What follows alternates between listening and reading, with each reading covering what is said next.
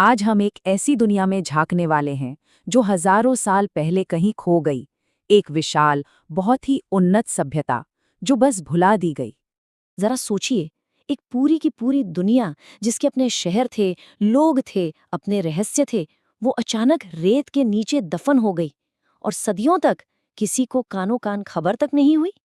यही तो सिंधु घाटी सभ्यता का सबसे बड़ा रहस्य है और आज हम इसी पुरातात्विक जासूसी कहानी की परतें खोलने वाले हैं। अच्छा, आगे बढ़ने से पहले ये समझ लेते हैं कि जब हम सभ्यता कहते हैं तो उसका मतलब क्या है। सीधी सी बात है, ये लोगों के जीने का तरीका है, उनकी संस्कृति, उनके समाज का ढांचा और वो चीजें जो वे इस्तेमाल करते थे। तो हमारी इस रहस्यमयी सभ्यता का नाम है सिंधु घाटी सभ्यता।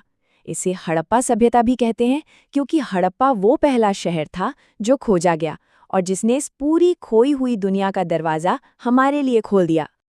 और देखिए, इसे हल्के में बिल्कुल मत लीजिएगा।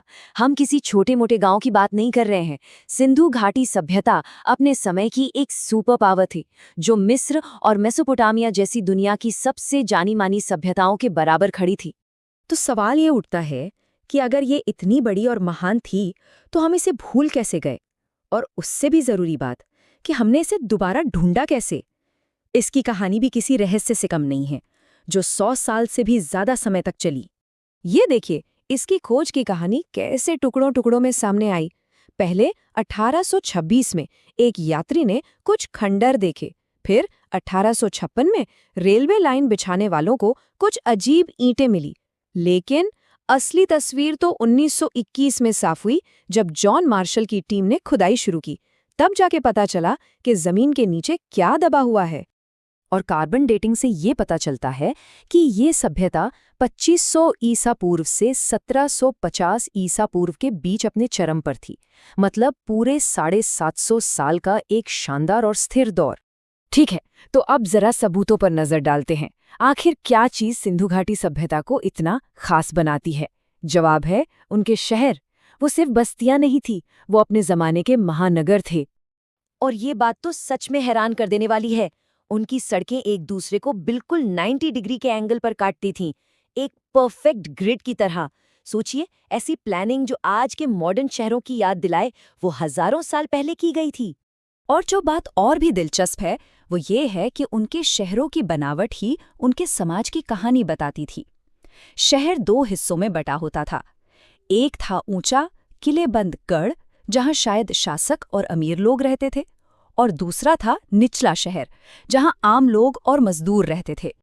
और ये कोई छोटी मोटी जगह पर नहीं थी। इसका फैलाव देखिए, उत्तर में जम्मू से लेकर दक्षिण में महाराष्ट्र तक और पूर्व में उत्तर प्रदेश से लेकर पश्चिम में पाकिस्तान तक। कुल मिलाकर ये सभ्यता लगभग 13 लाख वर्ग किलोमीटर में फैली हुई थी।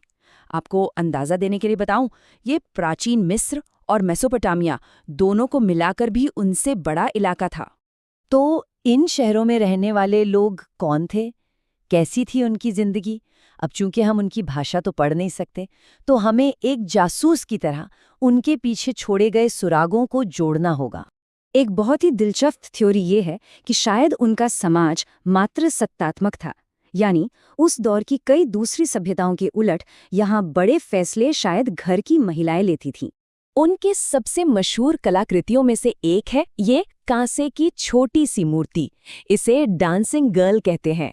ये सिर्फ उनकी कला का ही सबूत नहीं है, बल्कि ये भी दिखाती है कि वे लॉस्ट वैक्स कास्टिंग जैसी एडवांस्ड मेटल टेक्नोलॉजी में कितने माहिर थे। और हाँ, सिंधु घाटी सभ्यता अकेली नहीं थी।